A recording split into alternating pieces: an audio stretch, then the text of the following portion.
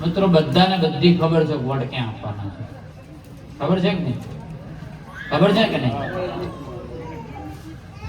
તો ખબર હોય તો પછી સભા શાના માટે છે?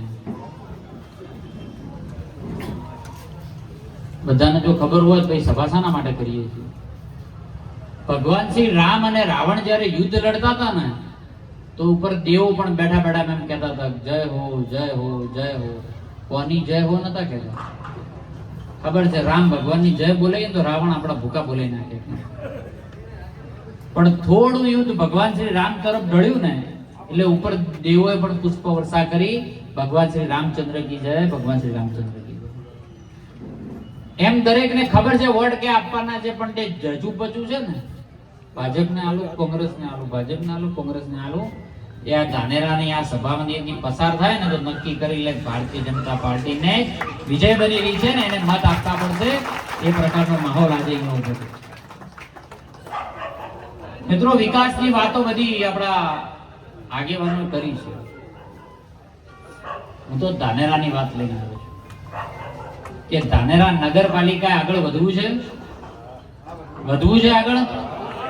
દર વખતે વારો આવતો નથી, બરાબર કે નહીં? આ વખતે બોડી બનાવી છે ભાજપની, બનાવી છે બધાએ. તો અમારી જોડે આનો ફોર્મ્યુલા છે જોરદાર. અને કેવી ગતિએ જેટલા વર્ષ આપણે ભાજપની બોડી નથી બની એને 5 ગણી ગતિ વધારવી છે. તૈયાર છો બધા? તૈયાર છો? ગતિ વધારવા માટે શું કરવું પડે? દિલ્હી મુંબઈની ટ્રેન છે, એની પટરી એકની એક જ છે, એક જ ટ્રેન છે દિલ્હી થી મુંબઈની. રેલવેની પટરી એક જ છે, પણ એક ટ્રેન ઉપડે તો 16 કલાકે પહોંચાડે, એક ટ્રેન ઉપડે 25 કલાકે પહોંચાડે ને એક ટ્રેન ઉપડે 40 કલાકે. કેમ? તો કે જે એક્સપ્રેસ ટ્રેન હોય ને એ ઝડપી પહોંચાડે, સેમી એક્સપ્રેસ હોય ધીમી પહોંચાડે, અને લોકલ ટ્રેન હોય સૌથી મોડી પહોંચાડે. હવે આપણે નક્કી કરવાનું કઈ ટ્રેનમાં બેસવું છે. કઈ બેસાય? કઈ બેસાય? એક્સપ્રેસ માં બેસવું હોય ને તો કમળના 4 ઉમેદવારો જીતાડો એક્સપ્રેસ. આ બરાબર કહું છું? બરાબર કહું છું ને? ભારતીય જનતા પાર્ટીની બોડી બને ને તો આખી લાઈન ક્લિયર થઈ જાય. આખી લાઈન છે કોઈ. મને યાદ છે ત્યાં સુધી નગરને શું જોઈએ? નગરને નળ ગટર રસ્તા સારા જોઈએ, એને ભૂગર્ભ વ્યવસ્થાઓ સારી જોઈએ, એને રસ્તાઓ સારા જોઈએ, એને સુઆયોજિત પાર્કિંગ જોઈએ, એને અનેક એવી વિધ છે. નાનો માણસ છે, મને યાદ છે હું નગરપાલિકા અહીંયા ફરું છું ઘણી વાર, તો નાના માણસો જો કોઈ લારી ચલાવતું હોય, ગલ્લો હોય, શાકભાજીનું પાથરણું હોય, એ નાના માણસોને હંમેશા ચિંતા રહે છે કે અમને કાલે ઉઠાડી દીધું. હવે એને ચિંતા રહેતી હોય છે. એ બધાને ખાતરી આપું છું કે તમારા માટે સારું જ વિચારેલું છે. તમે કોઈ ચિંતા ના કરતા, તમારા માટે સરકાર છે. કોઈ ચિંતા ના કરતા. વેપારીઓને શું જોઈએ? વેપારીઓને સુરક્ષા જોઈએ. વેપારીઓને એવું ક્યારે માહોલ ના જોઈએ કે કોઈ કાલે ઉઠીને અસામાજિક તત્વો મને હેરાન કરશે.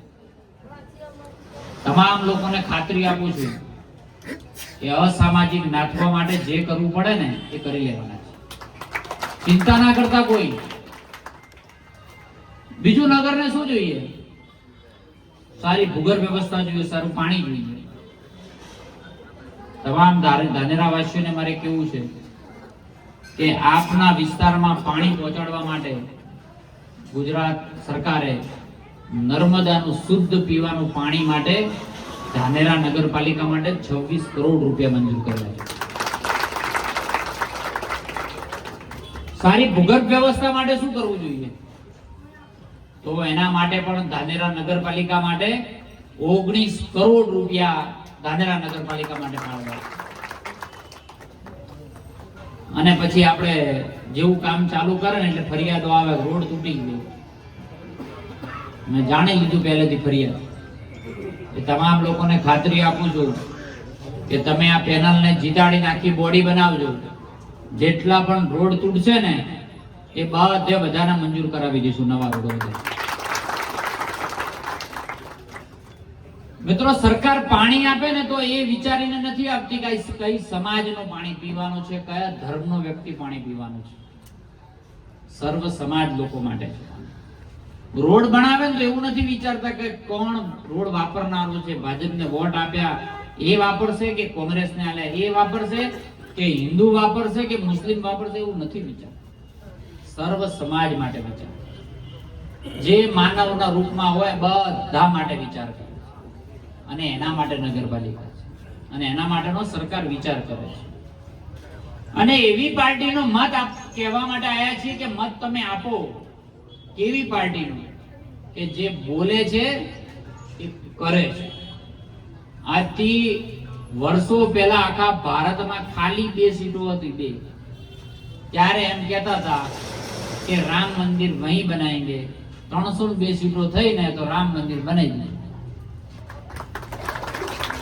આખા દેશમાં 2 સીટો હતી ને ત્યારે એમ કહેતા હતા 370 की कलम हटाएंगे. આ 302 સીટો થઈ ને હટાડી દીધી. જે બોલે છે એ કરે છે. અને ધાનેરા નગરપાલિકા માટે તો ખૂબ આવનારા આયોજનો પણ ખૂબ મોટા છે. ચૂંટણી ચાલે છે એટલે એની જાહેરાત કરી શકાતી નથી, પણ એટલો વિશ્વાસ અપાવું છું કે ક્યાંય અટકો ને તો ખાલી એકવાર નગરપાલિકા જે પ્રમુખ બને એનો ફોન કરાવી દેજો, તમારે કોઈને આવવાની જરૂર નહીં પડે. ધાનેરા માટે અનેક સ્કોપ છે રોજગારીના. એના માટે જીઆઈડીસી રાજ્ય સરકારે મંજૂર કરી. તમારા ધારાસભ્ય એક્ટિવ છે, એને એમ નક્કી કર્યું ભાઈ અમારે અહીંયા વિસ્તારની અંદર જીઆઈડીસી કરવી, કરી. આપણી બજાર કોની પર ચાલે છે? આપણી બજાર ગામડાઓ પર ચાલે. ખેડૂતો છે તો આ બજાર છે. 2 રૂપિયા ખેડૂત કમાશે તો બજારમાં વાપરશે. એની આર્થિક સદ્ધરતા લાવવી બહુ જરૂરી છે. રાજ્ય સરકારે કંઈ પણ વિચાર્યા વગર કીધું કે મારો ખેડૂત સમૃદ્ધ થવું જોઈએ. એટલા માટે કરીને એને થરાદથી ધાનેરા પાઇપલાઇન 833 કરોડના ખર્ચે મંજૂર કરી છે અને એના કામ ચાલી રહ્યા છે. હજી તો એ ચાલુ ન થયું, એની પહેલા નક્કી કર્યું કે એક્સપાન્શન કરો, હજી આગળ વધારો. બધા આગેવાનો રજૂઆત કરી અને ખાલી એક્સપાન્શન કરવા માટે 133 કરોડ બીજા મંજૂર કરી નાખ્યા. હજી તો એ મંજૂર કર્યા ને ત્રીજું તરત જ આગળ આવી ગયું. બધા ખેડૂતોને આશા જાગી કે હવે કંઈક સારું થઈ રહ્યું છે, આપણે પણ આગળ વધીએ.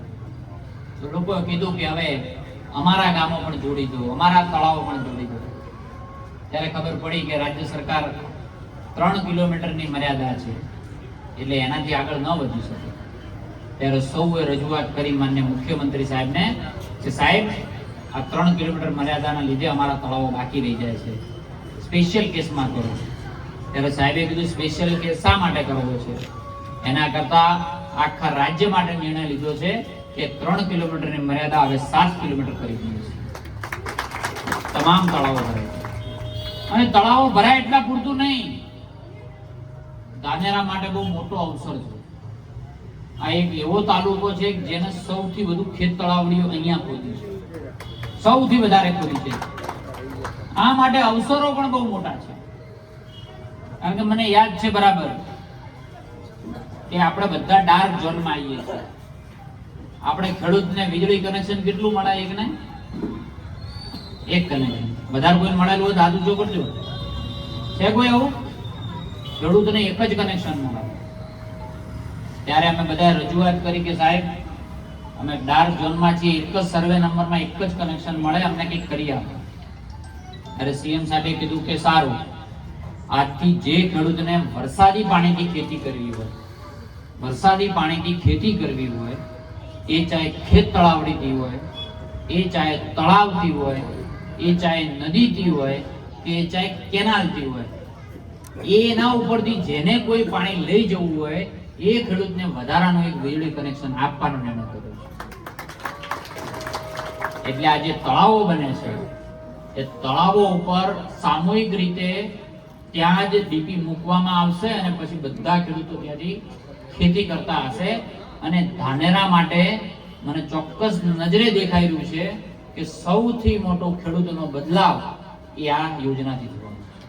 સૌથી મોટો બદલાવ મારા વિસ્તારની અંદર જ્યાં જ્યાં અત્યારે પાણીના તળાવો ભરાય છે ને એ ગામોની અંદર આજે પણ છેલ્લા 2 વર્ષથી કોઈ પણ જાતની કોલમો ઉતારવી નથી પડી, પણ એની સામે કોલમો 3-4 ને કાઢવી પડે છે એવી પરિસ્થિતિ છે. એવું ધાનેરા માટે પણ થવાનું છે. અને આપણે સૌ સાથે મળીને પાણી માટેની લડત લડવાની છે. આપણે સૌ સાથે મળીને નગરપાલિકાને શ્રેષ્ઠ બનાવવાની છે. અને નગરપાલિકા શ્રેષ્ઠ બનાવવા માટે તમારા બધા માટે ઓપોર્ચ્યુનિટી છે કે આ બોડી બનવી જરૂરી છે. અને આ બોડી બને તો સારી રીતે આપણે કનેક્ટ થઈ શકીએ, રાજ્ય સરકારની યોજનાઓ પણ લાગુ કરી શકીએ. આ હું બરાબર કહું છું? આ બરાબર કહું છું ને? તો સૌને વિનંતી કરીએ છીએ કે આપણે ભારતીય જનતા પાર્ટીના કમળના નિશાન ઉપર આપણે સૌ બટન દબાવી અને ઉમેદવારોને વિજેતા કરીએ. આપણા માટે ઉમેદવાર કોઈ પણ હોય, પણ આપણા માટે ઉમેદવાર કોણ છે? કમળ આપણો ઉમેદવાર છે. અને જેટલા પણ ઉમેદવારો ચૂંટાઈને જશે એ ભારતીય જનતા પાર્ટીની બોડી બનાવી વિકાસના વેગને આગળ વધારશે. લોકોની નાની મોટી સમસ્યાઓ કઈ હશે તો એ પૂર્ણ કરશે. એટલે આપણે સૌ બધા સાથે મળીને આગળ વધીએ. સંકલ્પ કરીએ કે નરેન્દ્રભાઈને હાથ મજબૂત કરીએ, ભૂપેન્દ્રભાઈને હાથ મજબૂત કરીએ. આ બરાબર કહું છું? આ બરાબર છે કે નહીં? તો આપણે ભારતીય જનતા પાર્ટીને મત આપીને બધાને વિજેતા બનાવવા માટે તૈયાર છીએ બધાએ? બરાબર કે નહીં? પછી પાછું એવું ના આવે કે કોઈ હગાવાલા આવે એટલે કે હવે 1 વોટ આપવો પડશે, એવું નહીં ને. કઈ પેનલ ટુ પેનલ ચાલવી જોઈએ, બરાબર? તો જ આપણે 4 જીતી શકીએ. આ બરાબર કહું છું? બરાબર કે નહીં? અને હગાવાલા બીજો કોઈ આવે સામેથી તો કેજો ચા પાણી કરાવજો, પણ વોટ કમળને જ આપવાનો. આ બરાબર કહું છું? તો આપણે સૌ સાથે મળીને ભારતીય જનતા પાર્ટીના ઉમેદવારોને વિજેતા બનાવીએ, ભારતીય જનતા પાર્ટીની બોડી બનાવીએ અને આપણે એક સારું નિર્માણ જે થઈ રહ્યું છે એમાં આપણે સહભાગી થઈએ. વિનંતી. આપ સૌનો હૃદયપૂર્વક ખૂબ આભાર. જય જય ગરવી ગુજરાત, જય જય ગરવી ગુજરાત. ધાનેરા નગરપાલિકામાં આવનારા સમયની અંદર 26 તારીખે ભગવામય વાતાવરણની અંદર આજે સૌ સાથે મળીને આજે બહુ મોટી સભા યોજાઈ. ભારતીય જનતા પાર્ટીના સમર્થનમાં સૌ લોકો ભેગા થયા અને સૌએ સંકલ્પ કર્યો છે કે આ વખતે ધાનેરા નગરપાલિકા એ ભારતીય જનતા પાર્ટીની બનાવી છે. દરેકના મનની અંદર વિકસિત ગુજરાતનો જે સંકલ્પ છે એમાં ધાનેરા પણ વિકસિત થાય એ સંકલ્પ સાથે સૌએ ભારતીય જનતા પાર્ટીને વિજેતા બનાવવા માટે સૌએ સંકલ્પબદ્ધ છે.